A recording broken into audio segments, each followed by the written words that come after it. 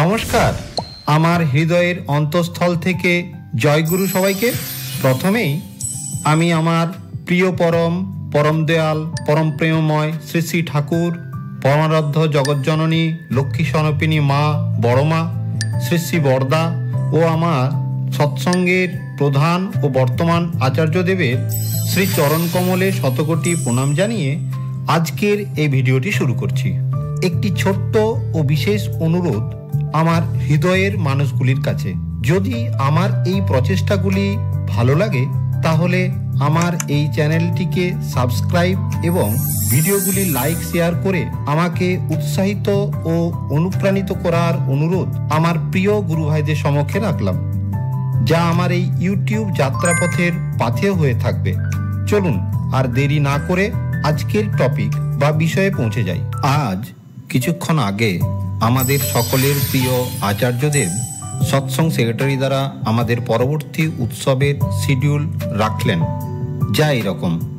প্রথম 13 ও 14 জুলাই শনি ও রবিবার 336তম ঋত্বিক সম্মেলন, এবং তার সাথে আমরা জানি যে 19 জুন 2024 আমাদের সকলের প্রিয় আচার্যদেবের শুভ 57তম জন্মতিথি মহোৎসব ছিল, যেটি তিনি প্রচণ্ড গরম, জলকষ্ট এবং অন্যান্য কিছু কারণে ক্যান্সেল করেছিলেন।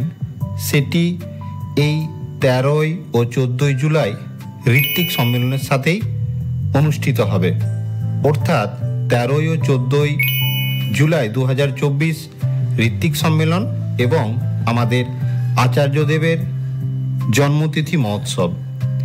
এই মহোৎসবের আনন্দবাজারের দায়িত্বে পূর্বে ছিলেন জলপাইগুড়ি ও দার্জিলিং জেলা, কিন্তু সেটি পরিবর্তিত হয়ে তার দুদিনের প্রথম দিন আমরা দেখছি উত্তর ও দক্ষিণ 24 পরগনাকে দেওয়া হয়েছে এবং দ্বিতীয় দিন বাঁকুড়া জেলা।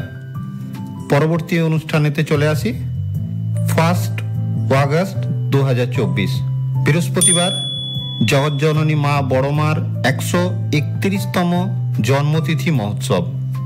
এই মহোৎসবের আনন্দবাজারের দায়িত্ব পেয়েছেন পশ্চিমবঙ্গের পুরুলিয়া জেলা। এই 1 আগস্ট বৃহস্পতিবার যেই জগজ্জননী বড়মার জন্মতিথি মহোৎসবটি পালিত হবে তার দিন পড়েছে বৃহস্পতিবার। পরবর্তী শিডিউলে 2 সেপ্টেম্বর সোমবার ঠাকুরের 89তম দেওঘর শুভ আগমন দিবস, অর্থাৎ যেদিন ঠাকুর আমাদের এই দেওঘরেতে এসেছিলেন তার স্মরণ উৎসব আমরা যেমন প্রতি বছর পালন করি, এবছর 2 সেপ্টেম্বর দিনটিতে পালিত হবে সোমবার। আনন্দবাজারের দায়িত্ব পেয়েছেন ঝাড়খণ্ড জেলা। পরবর্তী অনুষ্ঠান 21 সেপ্টেম্বর 2024 বৃহস্পতিবার ঠাকুরের 137তম জন্মতিথি ও মহোৎসব পালন। আনন্দবাজারের দায়িত্বে পশ্চিমবঙ্গের নদিয়া জেলা। এরপর একটি বিশেষ আনন্দ সংবাদের কথা আচার্যদেব আমাদের জানিয়েছেন, সেটি হলো 1925 সালে ঠাকুর পাবনাতে আমাদের এই সৎসঙ্গ সোসাইটির প্রতিষ্ঠা করেছিলেন।